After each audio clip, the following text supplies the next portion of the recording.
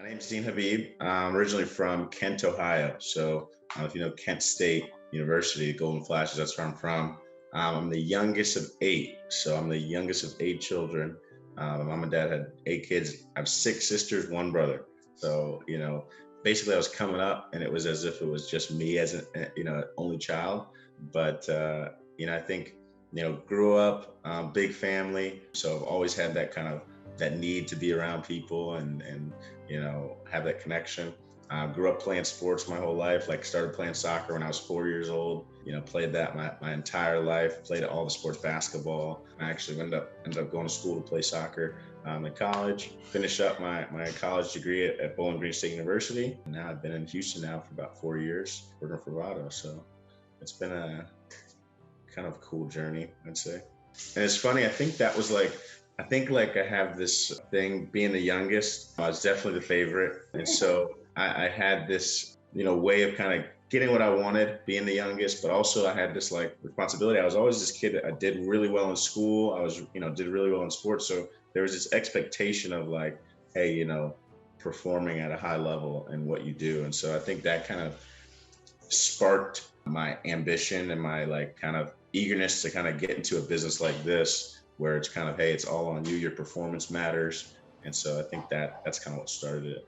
I tell people this all the time, and we do a lot of interviews, and I tell people that people can come from sports backgrounds that played sports. In sports, there's always this competitive nature in sports. You're competing. There's a winner, there's a loser, and I think that that drive from a young age kind of correlated into everything else that I do. And so when I got into a sales company, right, where performance is what matters, I think that just instantly brought me back to the mindset of like sports. Hey, you want to be on the field, you got to make sure you're performing. Hey, if someone's a little bit better than you, you got to put in a little extra work outside of the normal practice in order to, gain an opportunity to play. And so I think that's what kind of allowed me to do really well in a business like this, where, hey, your performance is going to dictate your advancement and your opportunity to grow. And that's it, nothing else, right? And so I think that really, really correlates well for people if they can put two and two together. Best player plays. It's just like it's the same thing in our business, right?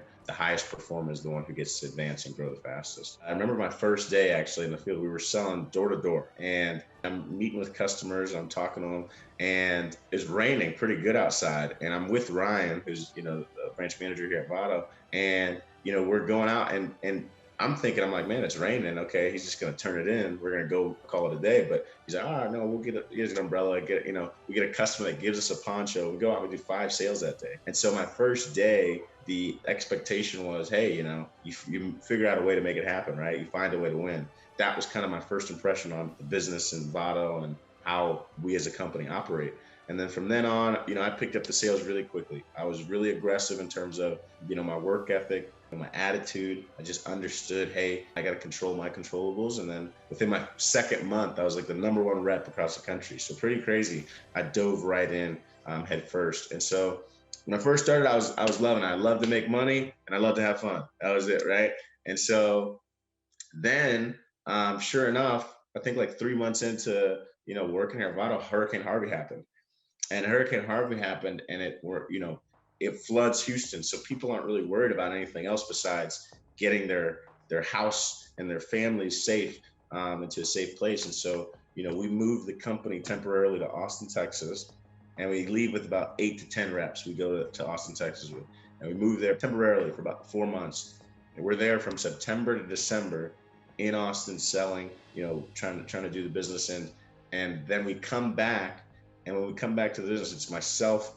I'm the only rep that's left in the company. It's me and Ryan. And so, we build the company back up from just us two, and I've just learned valuable leadership lessons along that time, which allowed me to then gain some traction. And I learned how to really lead people. And, we describe leadership as influence, people's ability to influence people to, make better decisions and perform at higher levels and, have better habits. And so as I was able to kind of learn those lessons, then I was able to kind of be able to teach other people those lessons. And so finally, I think I was able to put the 3 things that we do in our business, together, the sales, the training, the coaching, the development, the the recruiting, the interviewing, and then the leadership. I was able to put all those things together and then get an opportunity to step into management here. Yes, we're a sales company. We do sales, but the reality of it is we're a personal development company.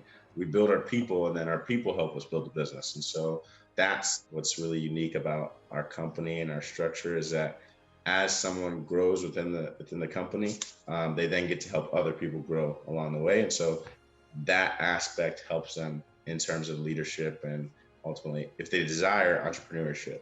Now stepping into my management role, I think it's pretty neat understanding that, hey, people are looking at me as the one that's responsible for their opportunity, as providing that for them.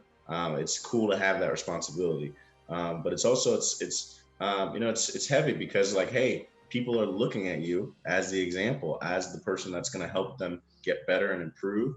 People say it all the time, the ultimate goal of a leader is to evolve and then grow other leaders. So I just want to be able to help and pay it forward to other people that step into our business.